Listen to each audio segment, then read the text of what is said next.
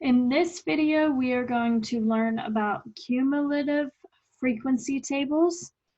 They show the number of data values that lie in or below a given interval. So what we know about frequency tables by themselves will come in handy in this video.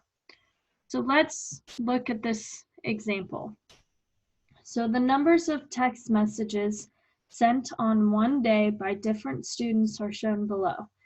What is a cumulative frequency table that represents the data? And you have all these numbers. So these numbers down here, that's our data.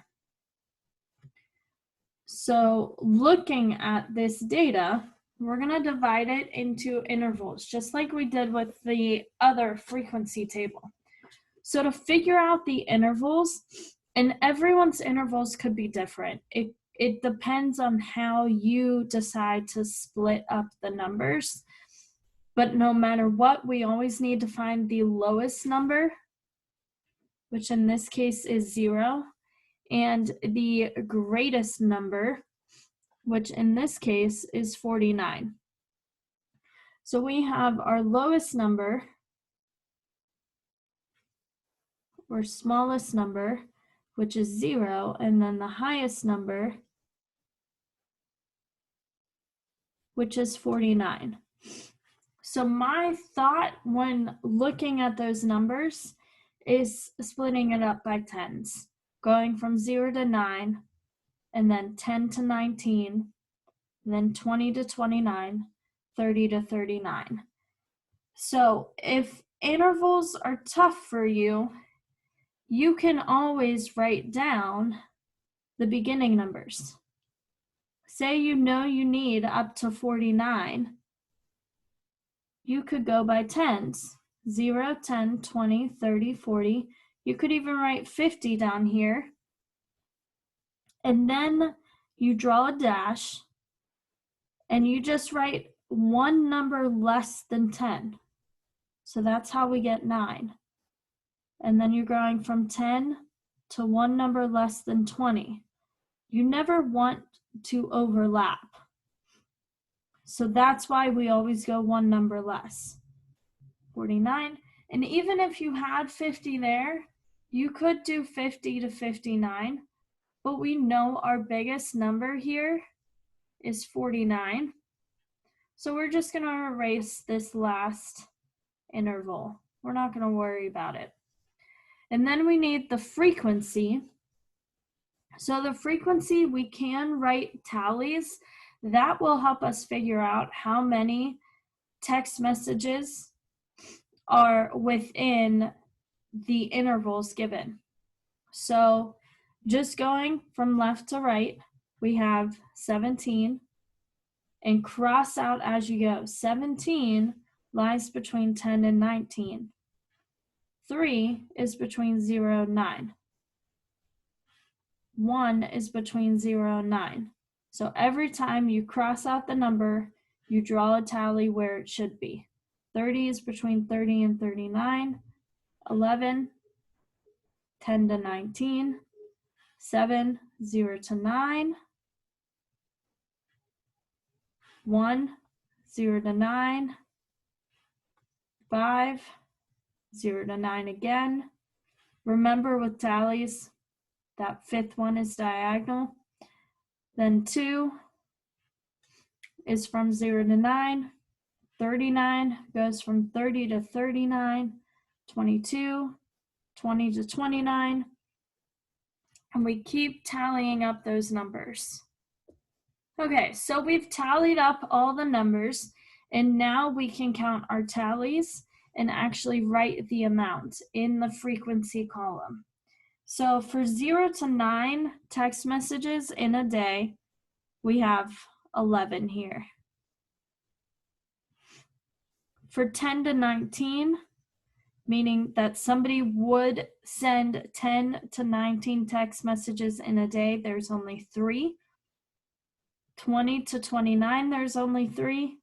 30 to 39, there's only 2. And then 40 to 49, only 2. So now we can erase these tallies because that was only to help us get the frequency. And we can also look at these.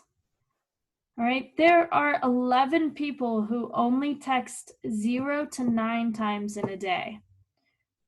And we're talking about students. So just think about, sometimes with data points, you want to think about how accurate is this?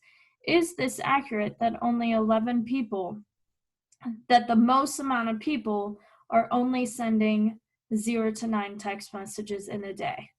Or do you think it's more along the lines of people are sending 30 to 39 text messages in a day? So that's what you want to be thinking about when you look at data like this.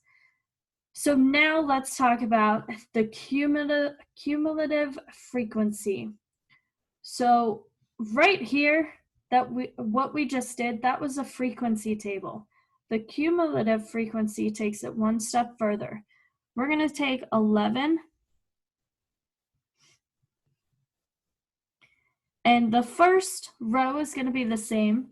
The next row is going to differ. For 10 to 19 text messages, we have 11 plus 3. So this tells us that 14 people send less than or equal to 19 text messages. So the 14 tells us that 14 people could be sending anywhere from 0 to 19 text messages. Now we have the next row, which is 14 plus 3. That gives us 17 people. So that tells us 17 people could be sending anywhere from 0 to 29 text messages. And we keep on building. So now we have 17 plus 2.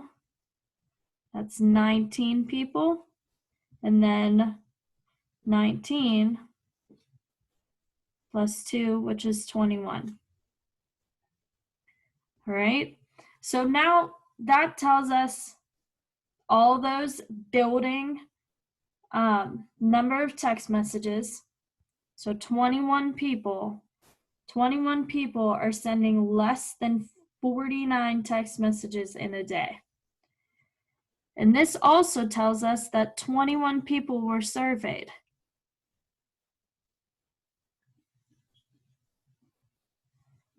So the cumulative frequency also helps us figure out how many total people were surveyed, or how many data points we actually have here. We have 21. So now you will be able to practice making your own cumulative frequency or figuring out information from a cumulative frequency table.